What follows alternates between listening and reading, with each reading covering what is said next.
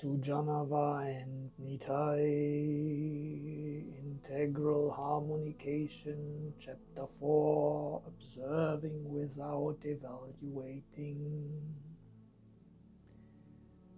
4.1 Observations and Evaluations. You can observe a lot just by watching without judging. GuRa GodArt. A specific thing that a person did is what we call an observation. Beyond that, we may either like or dislike what someone did.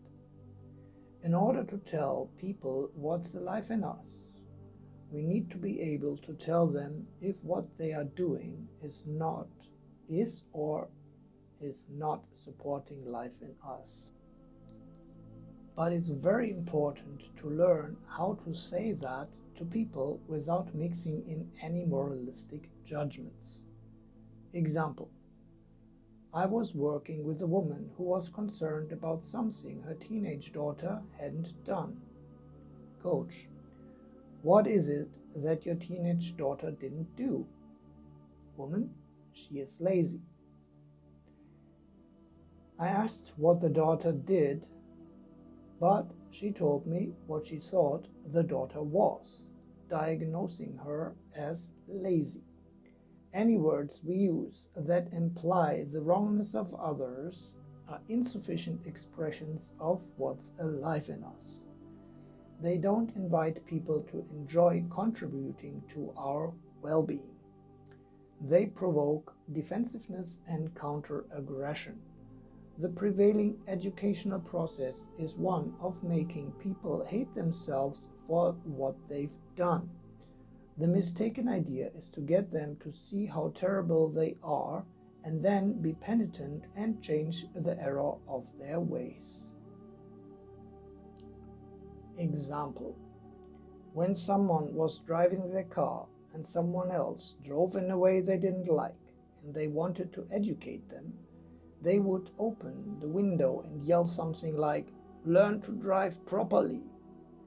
The theory is that they are supposed to feel guilt and repent, and they are supposed to say, "I'm sorry, I see that I was wrong, I will change from today."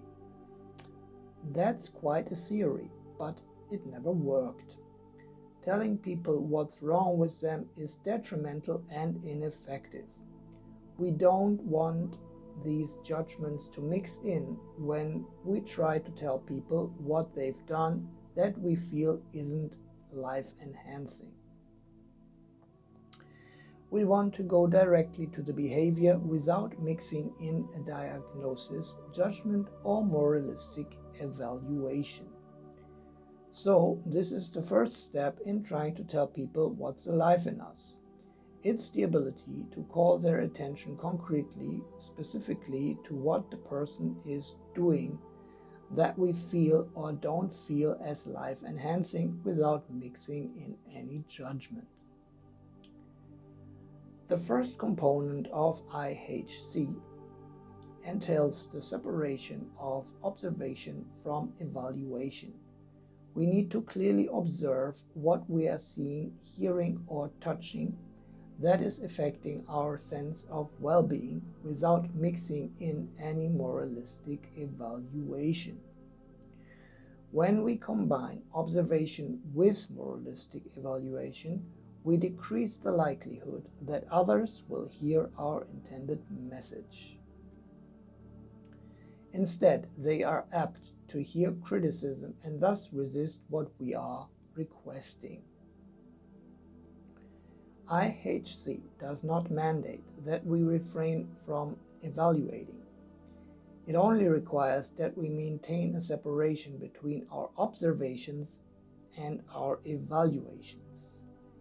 Evaluations are to be based on observations specific to time and context. Let's learn to vocalize what we see without mixing in what is our opinion. Observing without judging is a higher form of worldly intelligence.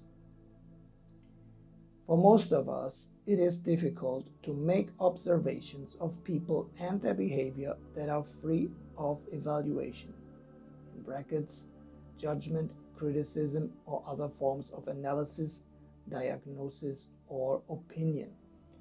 Even a positive or an apparently neutral label limits our perception of the totality of another person's being. Thank you for your kind attention. For the highest good of all, you are warmly invited to share your thoughts in the comments, like, subscribe, and share. May the Om Love be with us all and always. JahNitai.